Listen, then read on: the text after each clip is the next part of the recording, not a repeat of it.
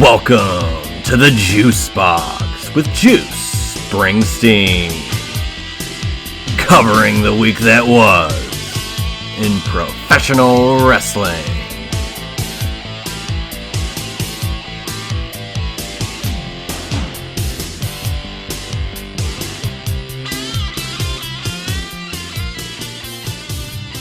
It's the beginning of May, but for wrestling fans, it's just the first PLE after WrestleMania. And to WWE fans, we all know it's Backlash.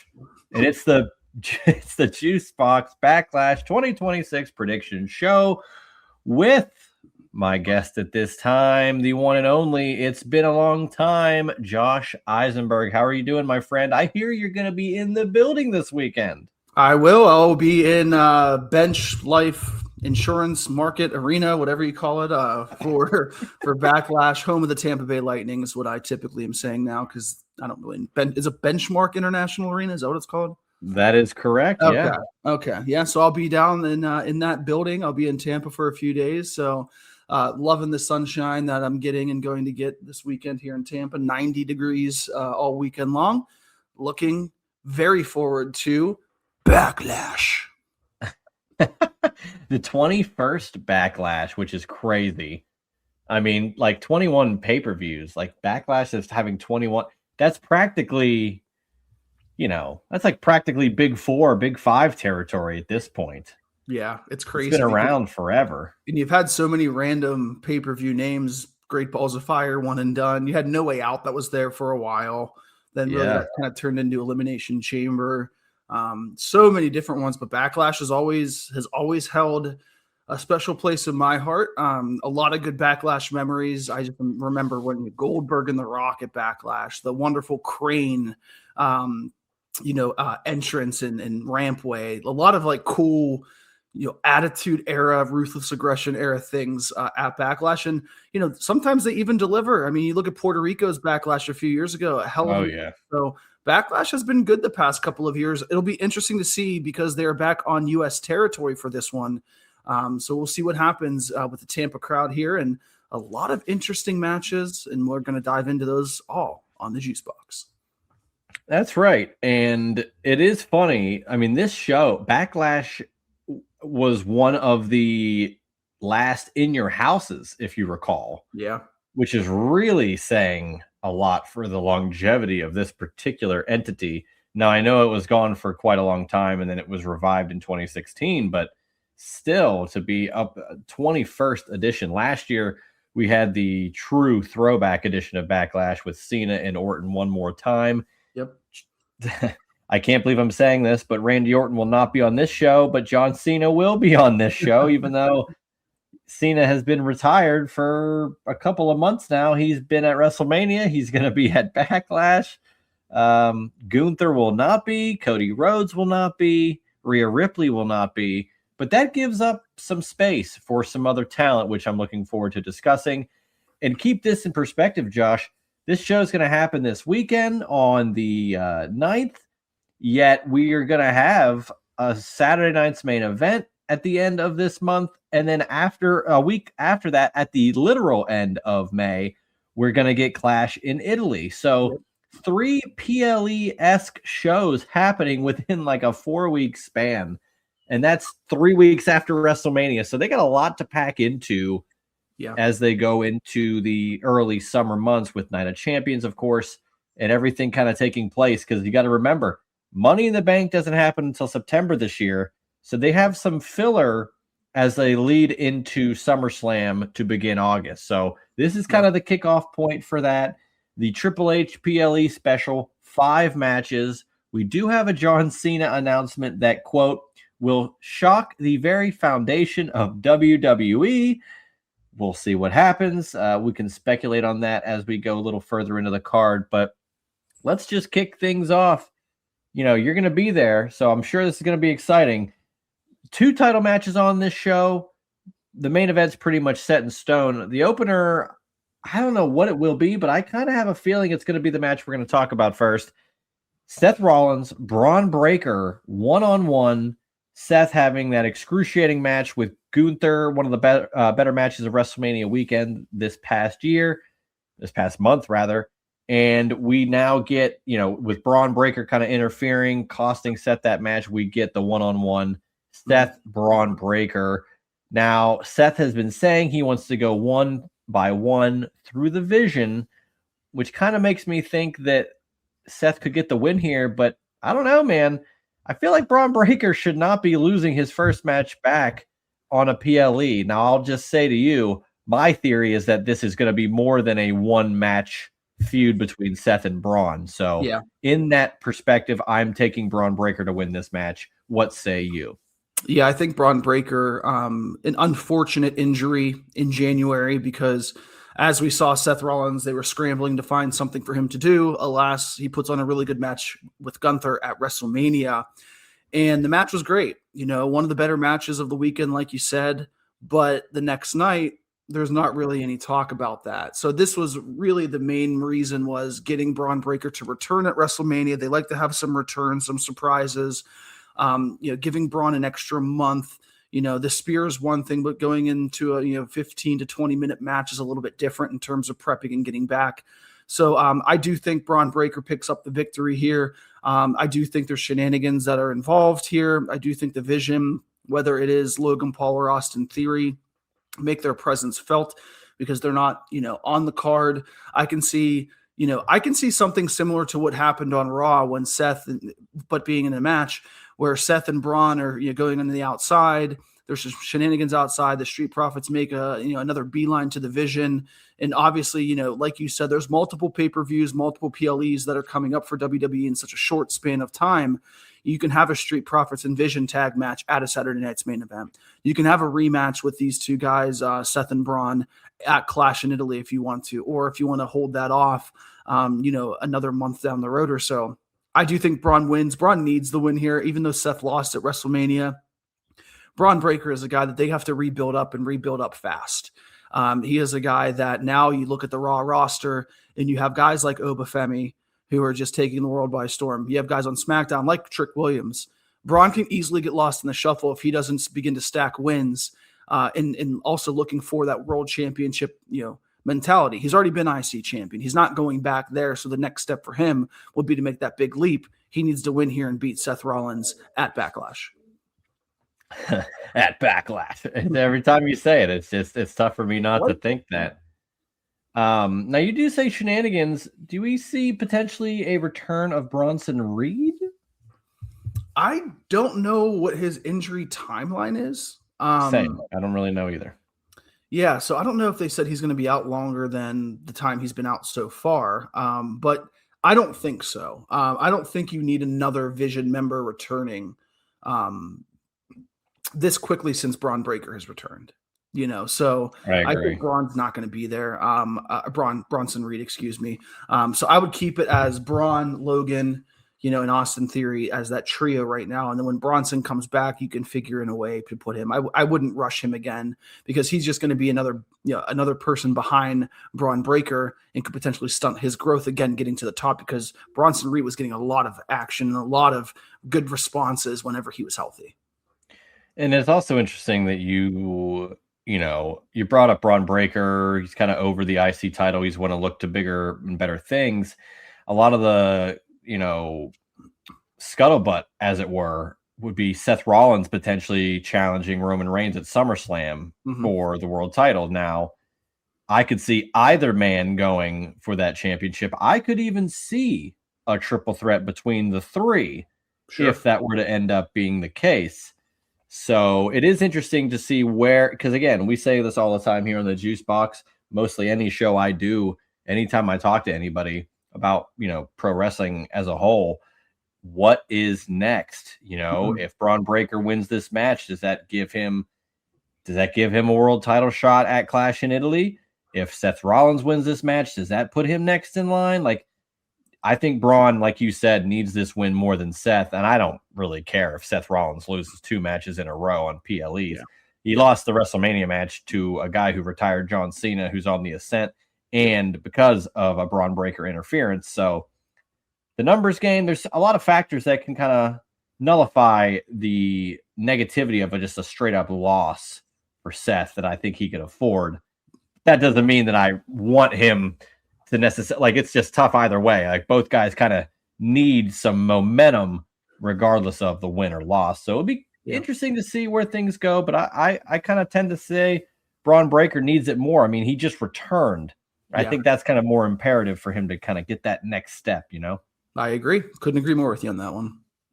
Let's move on to another match that has some intrigue. I mean, this has been building for a while, and I'd hate to just bring the elephant in the room here, but one of the pieces of this just got released. Io Sky versus Asuka in a one-on-one match leading up to WrestleMania with Rhea Ripley and that whole thing. Kairi Sane was a pivotal part of that whole story, and she just got her walking papers. So now we're kind of left here with Io and Asuka, and I like this match. I think it's going to be a fantastic match. I kind of see this as a de facto number one contender match for Liv's title. Again, whether that's Saturday night's main event or if it's Clash in Italy, who really knows?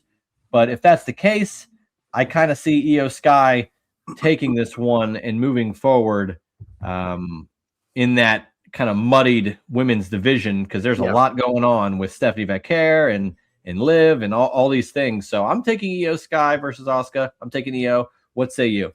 I'm going to take Io Sky as well. I do think this is kind of a number one contenders, but I don't think it'll actually happen at Clash.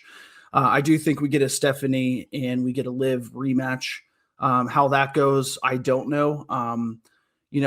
It's interesting because I like Stephanie a lot, but there are still some things that she needs to work on in terms of, longevity. She came in so hot, so fast, and, whether it be injury or just not really knowing what to do with her, honestly, if Liv Morgan didn't really bump heads, with Roxanne and get that massive, egg on her head and the eyes, and that was obviously an accident, there wouldn't have been as much fire, as much juice as there was in that match. But I do think overall Io wins this, and I can see Io winning this match. And I mean, if they're still going to do the King and Queen of the Ring for a championship match at SummerSlam, my idea would be, have Io run through that, get a championship opportunity, and then you can do Liv and Io at SummerSlam, or heck, you could do you can do Io, and could she go after Rhea Ripley?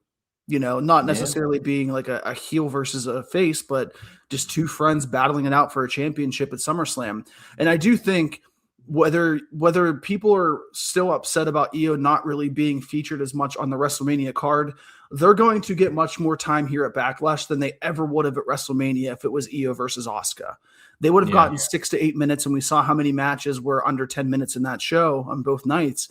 This is going to be 13, 14, 15 minutes. And with 5 matches, that's where it should be, because these two women are such great competitors in the ring and can tell a story not even really talking to each other because they know each other so well. So I'm looking forward to this match, and I do think Io Sky picks up the win.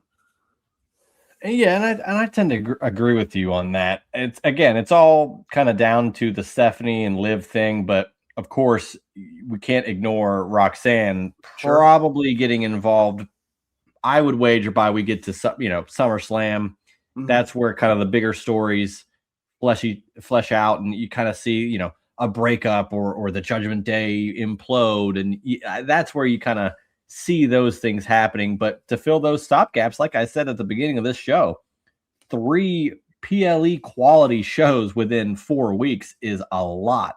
And if you're going to have Io and Asuka on this show, you're probably going to have Stephanie and Liv on either Clash or the Saturday night's main event. Mm-hmm. And then that other show is probably something else in regards to the women's division. So you want to set things up as we move forward. Yep. Because again, as I said, with what's next, whenever it's Royal Rumble, you're leading to WrestleMania. After WrestleMania, you're leading to SummerSlam. They are separate in a way, but you always have to factor in the time in between major shows really is the build for that next show as much as it is just a random, PLE in May. So there's a lot of credence to that. And I what is that, 2 for 2? We both think Braun and Io are going to win. I think so. We might be on the same page with a lot of these. I'll try to throw a curveball in just for I was going to say the viewers, just for the listeners' sake. Yeah, we'll see. You don't have to, fake it till you make it, but we'll see what happens. We might agree on something. Although I gotta say, for this next match, I think this is going to be across the board. It's a United States title match. Trick Willie takes on Sami Zayn, rematch from WrestleMania. This is how I'm going to present it to you. I think this is a necessary match purely to get Trick and Sammy away from each other. It's kind of to conclude this feud. I could be inherently wrong, and Sammy could win, and we could have a third match down the line, but I don't think that's going to happen. Sure. But I think this is a way to get Trick over Sammy again. Sammy can kind of go away and then pop up when he needs to, potentially in a bloodline scenario. I could see him getting back into that. But this is a way to get Trick the win, or a championship opportunity, or like, as the champion, because the women's IC, the women's US, and the men's IC titles are not on this show. So you get this premium live event spot as Trick, as the new US champ, get the win, move forward to who knows what else, but savor this spot. And, you just got to get the win. I think this is just one of those traditional Backlash matches where you have that big match at WrestleMania, you crown the new guy, the next guy, and you have that little rematch to set Trick off to where he needs to be and to push Sammy back a little bit, and maybe a little reset for the summer. Who knows where that's going to go. So Josh, I present that to you. Yeah, I agree. I think the odds-on favorite is Trick Williams. Do I have a small thought in the back of my head that Sammy can kind of cheat to win and recapture that championship and they extend this another month or two? Yes. But I just don't think they have a lot more to do. The gingerbread man thing was whatever, people like it, people don't. I was indifferent. I was just like, okay, this is kind of interesting, but not really. It's, to break up a 3-hour SmackDown, right? But for Trick Williams, it doesn't really do him much benefit to be he's a unbelievably charismatic person who is funny, but when you put something across from him that's not really that funny, is a detriment to him. You know what I mean? Because the gingerbread man thing isn't really that funny. Right. Well, right. And Sami Zayn's kind of in between here, because it was kind of presented. I mean, we were kind of told via the online discourse that, it's going to be a double turn at WrestleMania. Like Trick's going to be the babyface.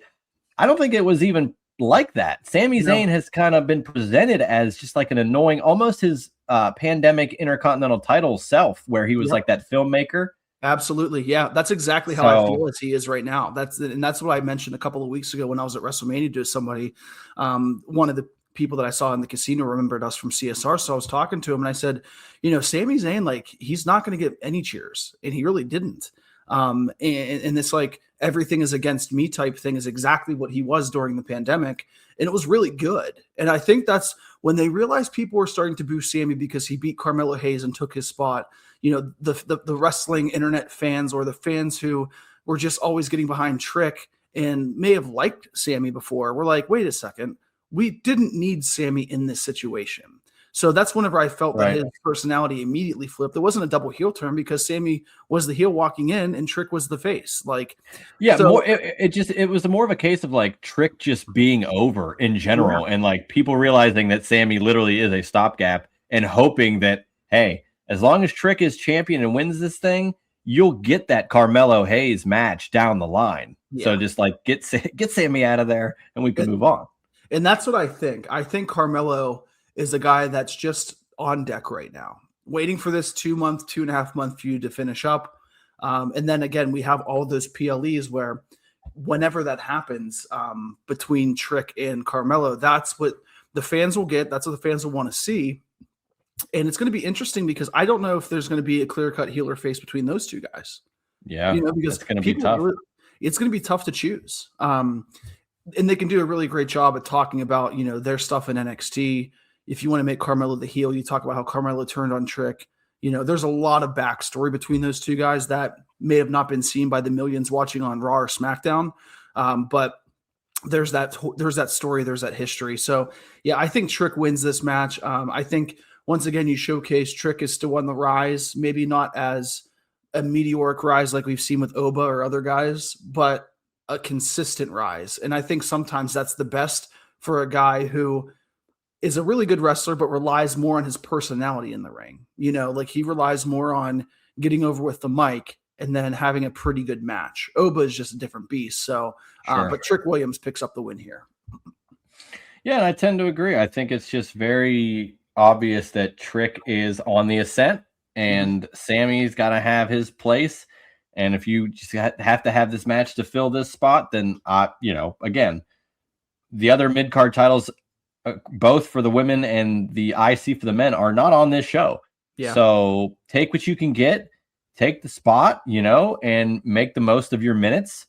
Especially, we didn't even bring this up, but we've had some, of course, those WrestleMania spring cleaning cuts. Yeah. And when the rosters kind of gets trimmed down and slimmed out, and you realize like maybe you're not on the chopping block, but you know that there's only room for so many people. So when you get these PLE spots in these matches, make the most of it and, do what you got to do and move forward. So I'm happy that these two guys get this rematch. And like I said, I really feel like Sammy could kind of float back into the bloodline thing, kind of shoehorning his way in, probably to get ostracized out. And maybe we can get that. Because I feel like the end game is whenever Kevin Owens makes his return, maybe Sammy's the first person he, interacts with, whether it's a match or not. So yeah. Well, and also I like the idea of the bloodline because I think if they ramp that back up, the most successful, consistent part was not every other member of the bloodline, the family. It was that Sammy kind of inserting himself. But yeah, they got to pay off Cody and Sammy, right? They've had these backstage random segments since January, since December. So I do think there's a little bit there that they can also rely on. And if Sammy continues to be this heel that gets booed that nobody wants, that's perfect for Cody. When Cody goes through Gunther, and it's not Cody's not in the show, but when Cody gets to Gunther, when he gets maybe past Sammy, whoever he ends up facing at SummerSlam, you want Cody to be hot again. And Cody was in a spot where he faced Randy Orton that nobody wanted to boo. Everybody wants to boo Gunther. Right now, everybody wants to boo Sammy. So those are two guys that could line up for Cody well if they go that route instead of going the bloodline route. Right. And I kind of wish Cody had a match on this show because that's what I want to know. To me, I think Gunther has to, if it's going to be just straight up one-on-one, I feel like Gunther has to take the championship based on the ascent that he's been on. It's almost as if you waste the whole Cena thing if Gunther doesn't just continue to mow people down. Now, it doesn't mean that Gunther has to be WWE champion for, 1,316 days. But if you're going to retire John Cena and then you beat one of the best guys you have at WrestleMania, you probably should win the world title and then have a run with it just so that it makes sense. Like even the most casual of fans would see, Gunther maybe losing at some point being like, man, this is the guy that took out John Cena, like you don't want to have that like their non-belief, like this guy, like the doubt in him. So and also whenever you do have that Gunther Rhodes match, I agree. I think he needs to win. I think he needs to choke him out. No tap out, just have Cody pass out, and that's a really good. And I know WWE loves to do this. They have not done it as much, but it is that international feud. Mr. USA good guy versus the villain from Austria or the villain from wherever, so that's a really good dynamic that they could play into that actually works, where you don't need to shove Gunther's his background or his where he's from in the faces of the fans, but it's already known, and he's such a dislikable guy where even the casual fan, prime example, my wife's like, I can't stand Gunther. I'm like, he's doing his job. That's exactly what you want in a heel. Him and Logan Paul get it. So but again, we're going back to the Trick Williams thing. I know that was the match. I do see Trick just continuing to be U.S. champion. I do see him getting that slower push and consistently. If SmackDown does go to 2 hours, and like you mentioned, trimming some of those, I don't want to say trimming the fat of the people that they release, but you're opening up a lot of TV time now on SmackDown. And what better way than a guy like Trick Williams who can carry the mic? And at times the mid-card storylines were just open challenges. So now you can use some more depth with his character and more depth with who he's going to face next. Couldn't agree with you more. Let's get into a two-pronged thing here. I'm going to use the segment and this next match all as one. The quote-unquote match that's going to happen is Danhausen and a partner to be yet announced versus The Miz and Kit Wilson. So I have heard a lot of theories on this. I'm going to present you three separate ideas, and then I'm going to transition the last of those ideas into the Cena segment, and then I'll ask your thoughts on the whole thing. So Danhausen, I've said on every program I've ever been on, doesn't need to wrestle a match to get his point across or to be over. And it has worked thus far. Like, he's had matches, and I'm accepting that he can have matches, but he doesn't need to be wrestling for him to be over or effective. And that's pretty much been what's happening.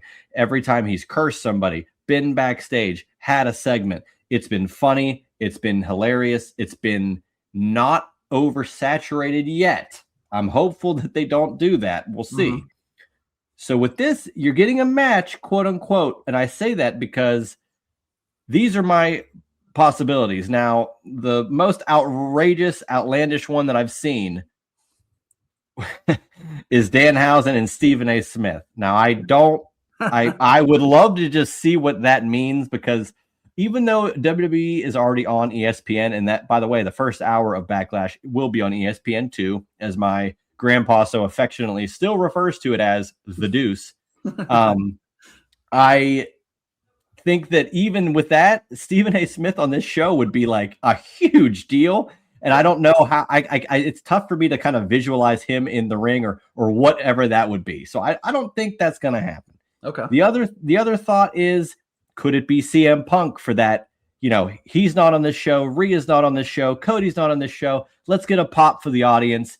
Sure. Danhausen and Punk are buddies. Punk could have the face paint like he did with Sting back in AEW. I think that would be fun and be effective, a way to do things. Here's the other part of this. It's been suggested to me that maybe the Miz would just turn on Kit Wilson and eventually just work with Danhausen, effectively continuing the curse and just going with it. Okay. But there's also the floating rumor that John Cena would be a part of this. Now, I don't think he's going to wrestle, but maybe he could be involved in the segment that leads to this match, because as I stated at the beginning of this show, John Cena, quote, will make an announcement that will shock the foundation of WWE, which is insane. So I just ask you, who do you think is the front runner, leader in the clubhouse to be Danhausen's partner? And what do you think John Cena's announcement will be? A lot there, I know. I mean, there's a lot to digest there. Boy, I've been thinking about both of these, and I don't have any answers. That's good. All right, show's over. See you next week. Yeah, let's wrap it up here. You know, we're on time, so but you know, when I think of it, the Punk thing would be fun. But the last time we saw Punk, he lost the world championship, and then he looked at Cody. So him being in like a little cartoonish segment, does that really? I mean, it'll get a pop. It'll be fun. But then the next day, do you just forget about it? Like, I don't know. I wouldn't hate it. I would like it. I see what you're saying. I saying. I don't think it would detract as much, but I get it. You know, that's like any other, you know, Cody or Rome. You don't see those guys do something like that. True. Especially after they lose the title. So that's where I would say I don't think it'd be Punk, but I would not be surprised. The Stephen A thing could see happening, especially if this is on ESPN2, like the second match. You have him come in, do something ridiculous. You know, the whole Danhausen with the Knicks and stuff like that. Like that's been very interesting, and they've continued to like tease that. And Danhausen does a great job at keeping things going no matter what, whether they mean anything or not, you know? Cena could be involved. I mean, would you be completely shocked if somebody like, you know, something like a Jelly Roll comes out and teams up with Danhausen? I wouldn't be shocked. I would just be kind of disappointed, you know. It's like, but a couple of years ago, Jelly Roll was involved at SummerSlam with The Miz, was he not? True, but I mean the same rationale. Logan Paul was, and you know, Bad Bunny's been in a spot. This is a celebrity spot. It's either a celebrity spot or it's Punk. I kind of like the idea. Well, that or I like the idea of the Miz just kind of giving in and actually just teaming with him, being Mizhausen, and just kind of flipping that script and try to break the curse. Yeah, he's like, I'm gonna team you. Let's break the curse. Yeah, better join your enemy instead of, you know, you can't beat him, join him. Yeah. I mean, I don't know. Like, I mean, I think it'll be either a celebrity. I could see the Miz thing happening. One of the things I was thinking about was like, okay, is there somebody that is that has a long history with The Miz that just wants to get back at him. And he has a history with a lot of people, but like, guys like Truth, he's in a tag team. So there's, Truth Thousand wouldn't be a thing right now just because he's with Damian Priest. He's a tag champion. Exactly. Yeah, exactly. So I don't see like a surefire, like, oh, this is the person that makes the most sense. I think all of them won't make a lot of sense. But then it goes back to your other part of the question. What's the John Cena announcement? Whenever he said this is a groundbreaking or shaking it to its foundation, dude, I have no idea. Like, what do you think, Juice? Do you have any idea what he could ask or what he could say? So we speculated it on No Dirt, Just Dialogue. We talked about, like, could it be? It almost seems too obvious to be something with Club WWE. Yeah, but what? Like, I posited that it could just be the next WrestleMania announcement, and I'm not saying because it would be in Tampa or anything, but purely just the announcement of WrestleMania in the States or wherever that's not Saudi would be revered by the audience, because they know that the next WrestleMania in the States or close is going to be for another year plus. Like, so they're starving for that type of announcement. But groundbreaking just seems like, again, we know how this goes. It's a new era, or it's going to be so, like, the words seem empty until they're not, but a lot of times they do end up being empty. Yeah. So I don't know. I hope it's some sort of announcement for, like, just a big show or something. Club WWE, we don't really know anything about it. Like, I signed up for the waiting list, but I don't know what the hell that means. All that I got for the Club WWE is 20% off tickets for Backlash. so that's not groundbreaking to me. Thanks for saving me $20, but right. So I don't know.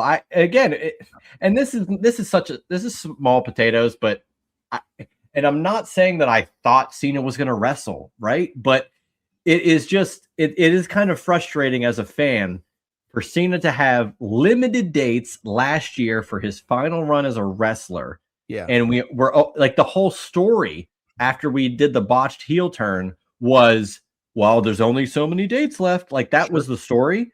And after twice.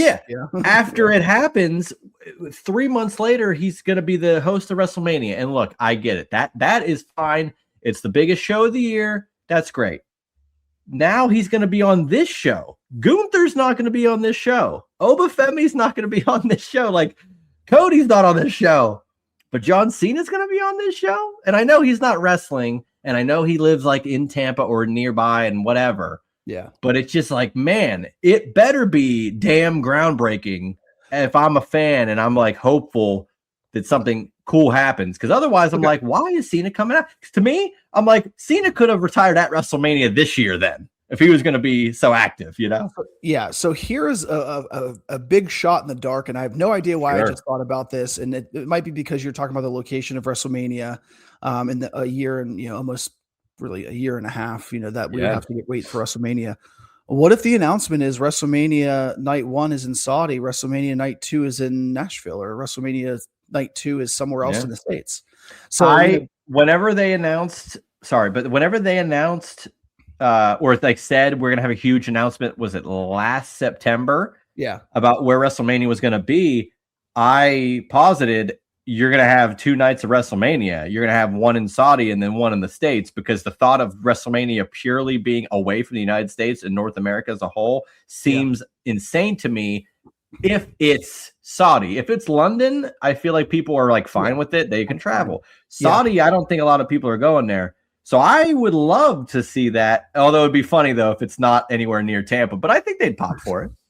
No, I think they would too. Yeah. I mean, the Tampa thing, the people, John Cena can come out and say, oh, WrestleMania, we're in Saudi Arabia, but that's just for WrestleMania Sunday or Saturday. It doesn't matter which one, and that would be a huge deal.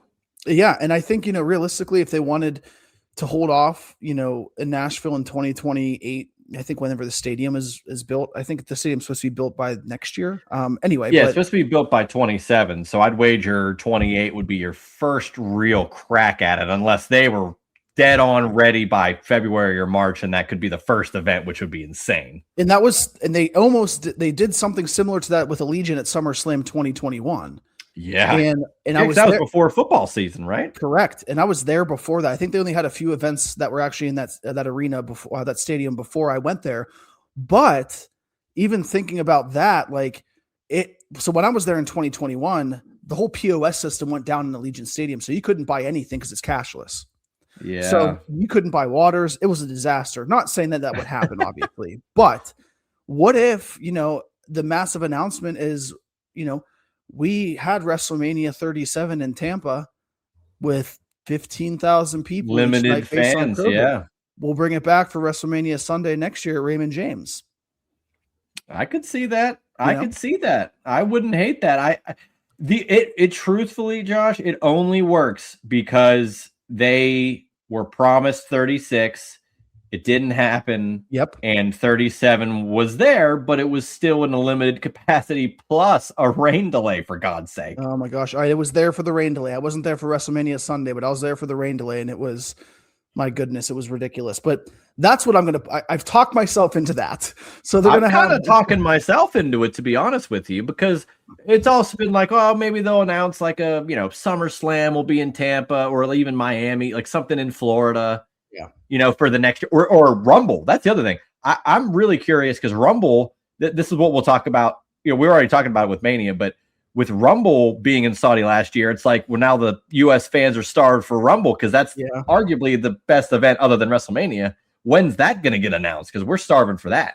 That's a good point. Yeah. I mean, I love the Rumble as an event. I think more than WrestleMania, to be honest with you, live. Yeah, that's a great question. So yeah, we'll see what happens. I'm going to if I had to bet, I'm going to put $1 on that they're going to have a WrestleMania, one night of WrestleMania in the United States. Again, I don't think it's Nashville because I think they can do 2 nights in Nashville the following year. Yeah, they'll wait for that for a full-fledged Mania. Exactly. Yeah. So Tampa, you're going to get, WrestleMania Sunday or whatever, whatever you want to do. So that's what I'm going to say. That'll be my bet. Is that what you would think? Do you?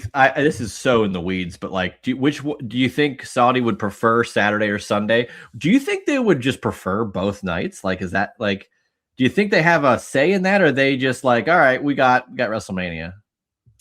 Because that's fascinating to me. Like, you even saying Sunday or Saturday, like, what is valued more? Would they be would Saudi be pissed off if they got Saturday and like Saturday wasn't everything, or? Well, and what would happen is whatever a night they had WrestleMania on in Saudi, I do think it'd be Saturday. I don't know if they've had a Sunday Saudi show because now they're all Saturdays aside from 2 nights. But did they ever have a PLE that was a Sunday night show or a Sunday noon show Eastern time? I'm not sure. No, the only ones are like in Italy when they do those types of shows and they're on Sunday. Those are still 2 or 3 in the afternoon, but they have not done a Saudi one outside other than on a Saturday. I don't think. Yeah, so I would think they would just keep it as Saturday for them, And I do think if they do that 2 nights, and that this actually comes to fruition, I think they would really load Saturday night up there. So they know. I mean, you can have the big names on Saturday, and then for Sunday you can still. They have so much talent, where if Saudi's like, I want Cody or Roman, then okay, you get Cody or Roman. The other one goes to goes to the next night.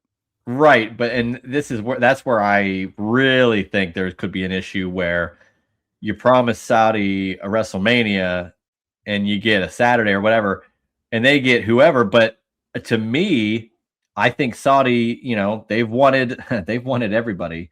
Yeah. If Saudi wants and they were to get a Rock or an Austin, and then it's a 2-nighter where one night's in the States, don't you think the fans over here would be pissed if they didn't get Austin or Rock if that were to be the case? That's something I think they'd have to kind of walk a fine line of what talent are we really giving to everybody here? Yeah, they'd have to walk a fine line with that, but I think I'd love to see someone work both nights too. That'd be hilarious. Yeah, just take the red eye or whatever after Saudi and like show up, like, hey, Rock, we'll give you $10 million to wrestle, but you have to come back to Tampa and make an appearance, so. Yeah.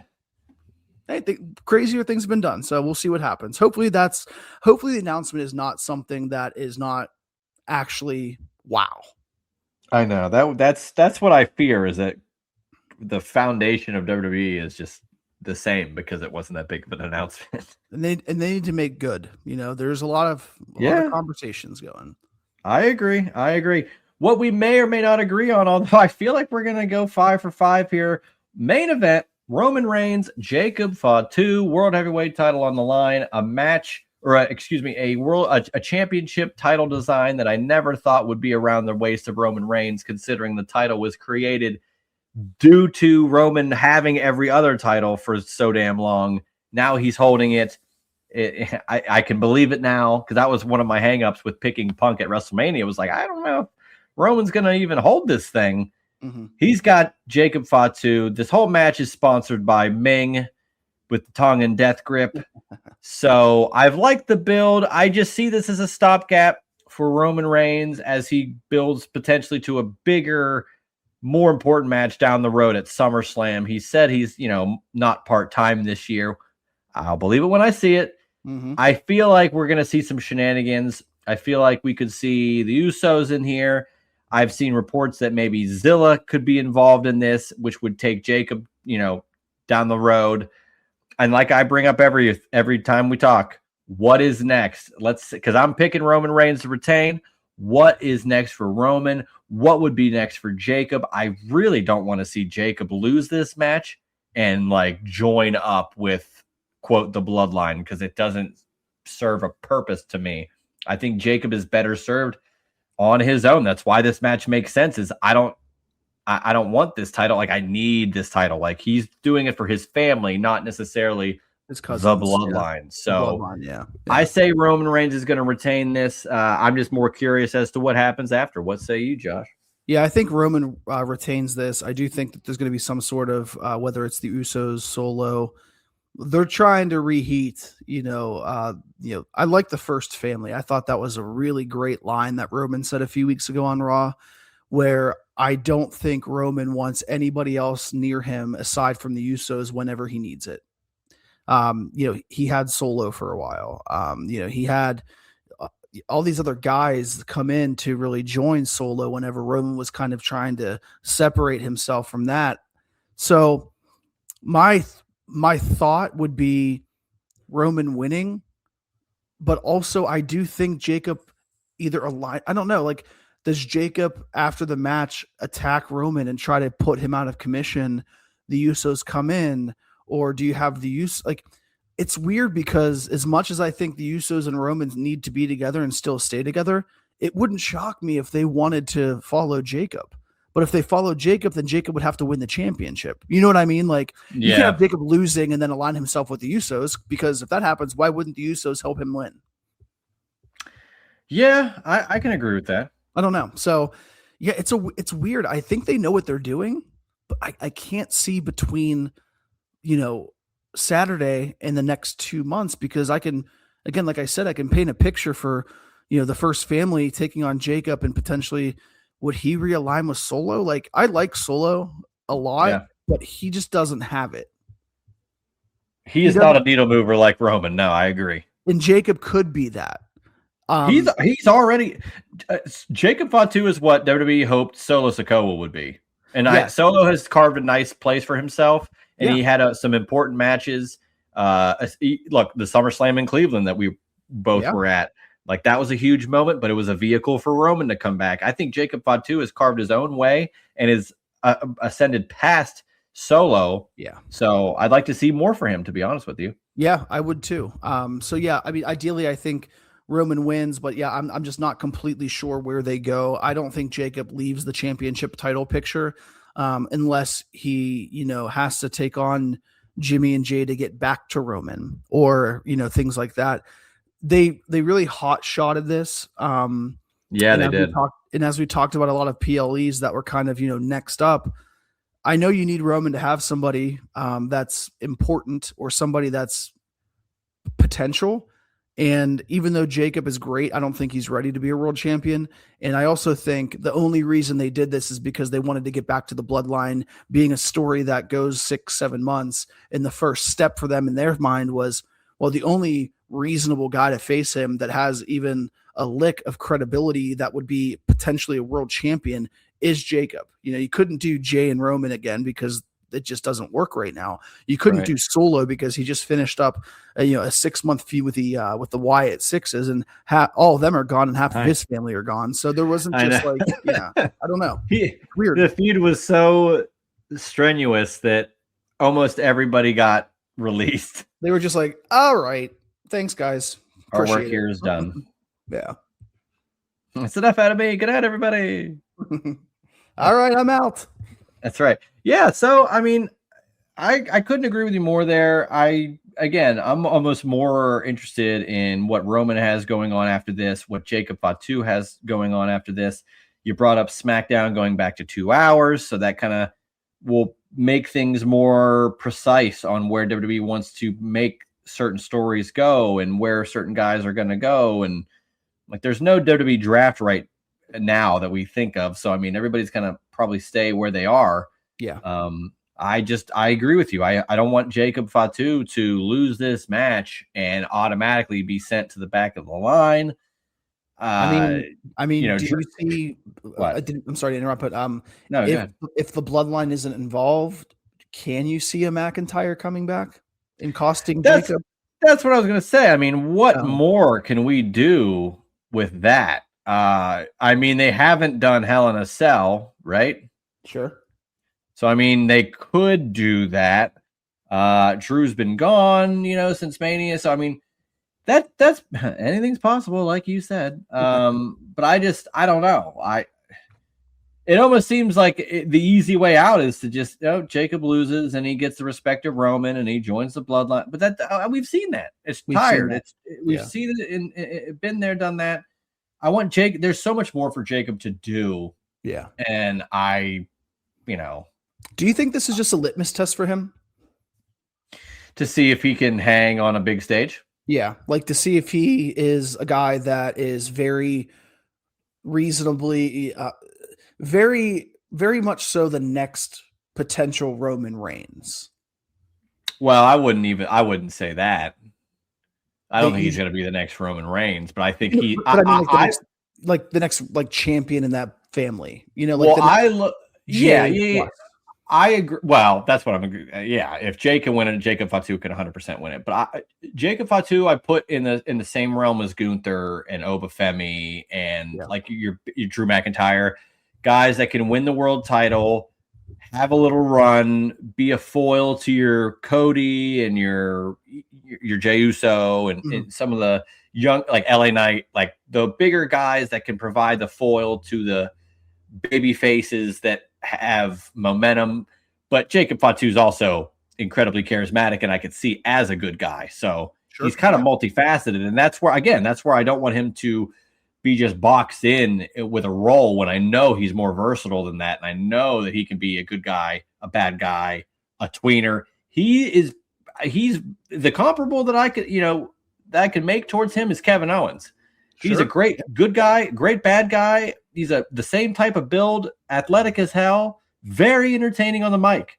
Yeah. So give me Kevin Owens can get cleared. Give me those two one-on-one. It's practically two sides of the same coin, beating the hell out of each other. So I'd like to see that. But I think overall, litmus test is a good way to put it. I as long as the match goes well, as long as there's no like true like interference, unless it builds for Jacob down the line. Just give me a great match between these two, and I think both would be benefited well from that. I just am curious to see who does Roman defend against next, and what would be next for Jacob Fatu. Yeah, and and my prediction would be I think this continues. Maybe I can see that too. Whether Clash in Italy, but also Clash in Italy couldn't maybe not have Roman. I think he's on that. I think he's on that show. He did get advertised. Yeah. So you should. So that's 3-4 weeks away. So you would probably think that they would run this back again. Yeah, especially if you get some interference and it's like not for either guy. Like it was kind of interfering in the match as a whole to where they go, all right, like I'll run this back with you. Like you didn't really lose, and let's just have the match again. And maybe you do. I could see a cage match between the two. I think that could be fun. Something to where you keep everybody out and then you can have some shenanigans after the fact. So I could see it being a multiple. Again, SummerSlam, as soon as WrestleMania is over, it's like, all right, well, what are we doing for SummerSlam? What do we got cooking? And, what Roman has to do with that next big PLE, I think is important. So this is probably just another step towards that. Yeah, I agree. So, man, any last thoughts as you get ready to get on a plane and head down to Tampa for Backlash? Nope, no other real thoughts. I'm excited to be down there, and I'm gonna make a trip to Hogan's Hangout in Clearwater tomorrow night. Yeah, have you been there before? No, I have not. I think, but the last time I was in Tampa, I don't think that had been a thing yet. Yeah.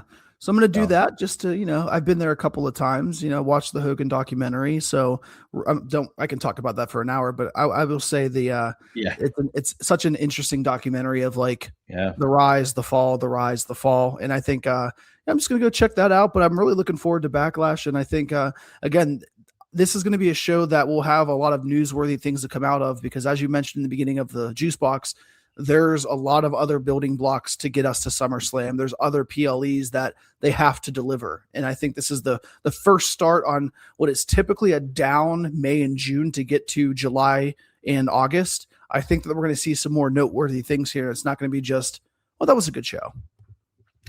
Right. And again, I think the Cena thing matters. I'm curious. I hope it matters more than I'm giving it credit for. Yeah. I really hope it's something impactful that fans in the States could look forward to. It could just be something that's nothing and great. You ruined it. Exactly. So we'll see what happens. But man, it's been a while since you hopped in the Juice Box. I appreciate you coming on. At Josh Isenberg 4 on Twitter. I am at Juicy Steen on Twitter. Backlash, the 21st edition this weekend, Saturday, Tampa, Florida. Josh will be there in attendance. I will be live tweeting as always. And next week we'll talk some Backlash aftermath. And we'll be looking forward to what we got going on. After Lash, yes. Saturday night's main event coming up at the almost end of the month, Memorial Day weekend. And then Clash in Italy after that as well. Double or Nothing will be the same weekend as Saturday night's main event. So we got a lot cooking as we move forth in May. For Josh Isenberg, I'm Juice Springsteen, and I'll see you guys next week for another edition of the Juice Box. That was the Juice Box with Juice Springsteen. Make sure to subscribe to the Juice Box wherever you listen to podcasts.